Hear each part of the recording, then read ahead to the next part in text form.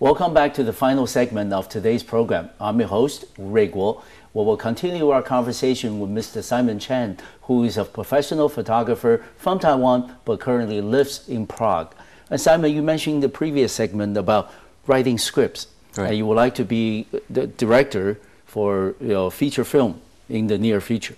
And you also mentioned before, during the commercial break, that you are coming out with 2 books, this year, one in December or one early next year in January. Can you tell us a little bit about your other pursuits, other than professional photographer, and other interests, and also about the 2 books? Right, like the 2 books, they will be my 2 babies. Okay, so that's what you're referring to. Okay, all right. It's like after 6 years in Europe, and I really want to share my experience with my fellow people. Yes. But people will see, the stories or the books later, and they all seem like some stories from movies. All right. But they were totally real. All right. I just want to do something like honest. And I believe, that's where you got the strength. For the work or for movies.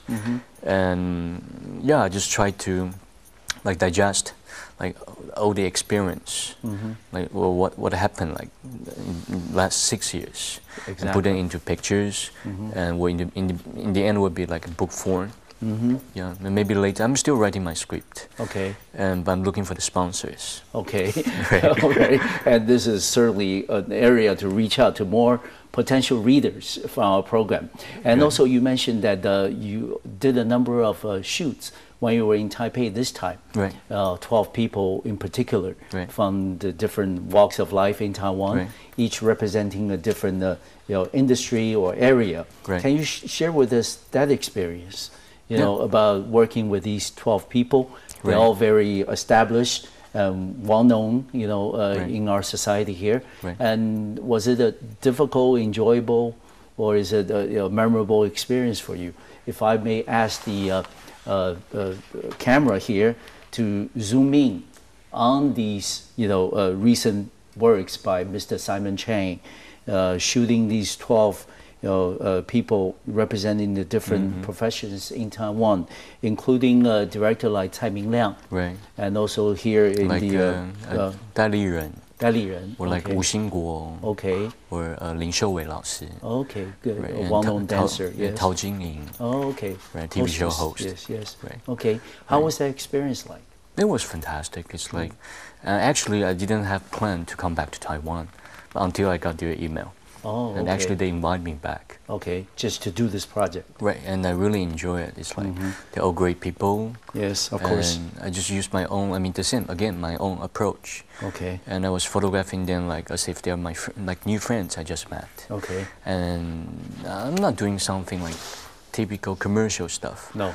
But I just try to find, or we try to find something more profound, or the human way, and to capture those moments of that the 12 great people. Yeah, but to us, the average, observer, that it's very difficult to tell us what the subject is like, whether it's director Cai Mingliang or is it Cao Jingying, just from one single picture. And as a photographer, how do you do it? I know you mentioned to me in before the taping started that you had to spend with each one of them, maybe a day or substantial parts of the day, with them to observe him or her, whether they work or they interact with others. How do you get that angle, get that technique of catching this person with one photography? Right, but it sounds like you're asking a magician. Well, yeah, how it's come difficult. you got that pigeon? Yeah, it's a very difficult job. It's challenging. It's how can I say? That's one of the most difficult part of this profession. Yeah, and it's a profession makes you always anxious, because you are always waiting for that certain moment. To press your shutter, But for me, it's like sometimes it's like you got to be totally just concentrate, focused. You have to, and that's what people say, right? Actually, it's not so difficult to photograph. And what you need a finger, and 2 legs and your heart.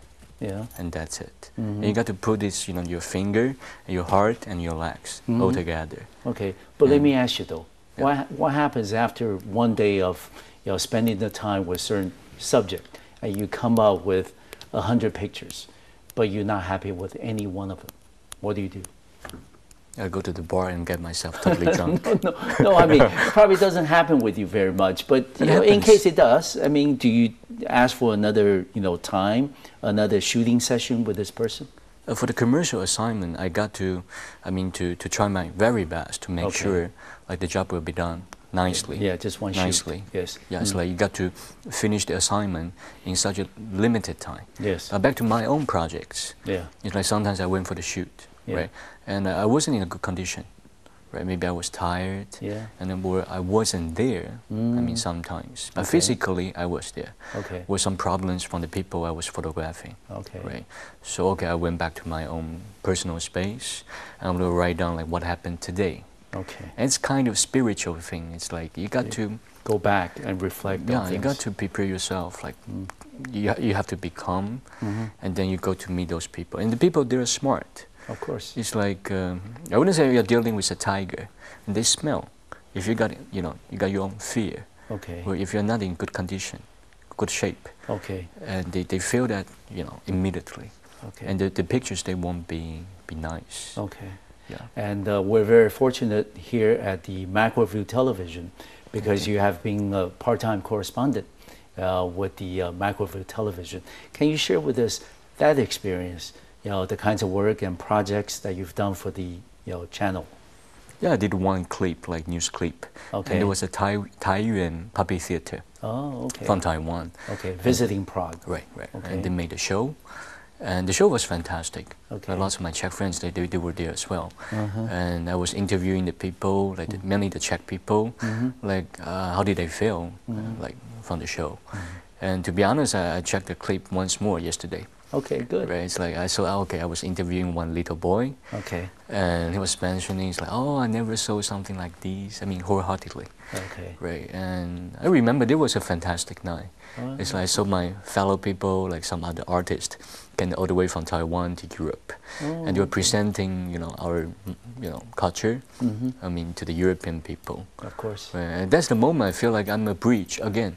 Yeah, exactly. You saw both sides, they got a great time. And they're exchanging some information, or emotionally as well. Okay. And it's a beautiful experience for sure. Yeah. I must go back though, Simon, to the earlier question I posed. You talk about the 2 babies, the 2 books that are coming out in December and January of 2010. Right. What other projects or things that you would like to accomplish? Maybe not just next 6 months, but maybe the next 2 to 3 years, as you see as the next professional breakthrough for you. Can you share with us? Of course, I want to be a better human being. No, better photographer in addition. No, it's like you can't just divide them into 2. Okay. It's like I want people who saw my photographs, they saw the photographer himself as well. Exactly. Yes. Right. It's like this is something you can't easily disconnect it. Okay. And back to the very beginning, right? That's the main reason why I decided to go to Europe. Okay. I want to know myself more. Okay. And I suppose I'm heading the right direction.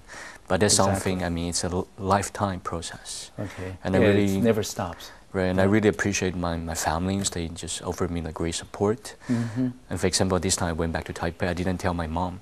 And I was like telling my... Well, she's going to know now. You're on the program. No, I mean, we met. I mean, it's 2 months right now. Okay. And I didn't tell her at all because it's like commercial assignment and they pay for the flight ticket whatsoever. Okay. And I just got back, I finished the meeting for the whole day. Okay. And I brought my mom some flower. Right, I just went back home, I ring on the doorbell. Very touching, yes. And she almost cried. Yeah. And that's the thing, because of the distance. But you found there's something like no matter how far you go, just a few things you can't leave behind. No. It's always like part of you, actually. Yeah. And we'll talk about you being an unofficial ambassador between the Czech Republic and Taiwan.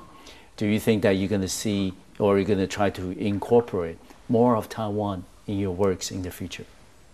Of course. I mean, I'm the way I am. Okay. Right. It's like every time you met some new friends. Okay. And I would say that's the best way. Yeah. I mean, to promote your country. Yes. And every time I made some exhibition in Prague or somewhere in Europe, and they would check, oh, there's a Taiwanese photographer, and like working in Prague or in Europe. I mean, I really, I cherish like every single minute, like talking to the people, and to present like, okay, that's the place I came from, and you guys, you got to take a look. Yeah, maybe in the future take the time and travel to Taiwan as well. Finally, where are you gonna, where does your travel plan take you next? You've been to other parts, many parts of the world, I suppose, including India. Any other places you want to go in particular? I mean, allowed me to be sentimental a little bit. Like every time I wrote my diary, and I just wrote an article. And in the end, I mentioned, okay, I want to travel to somewhere where it's closer to home.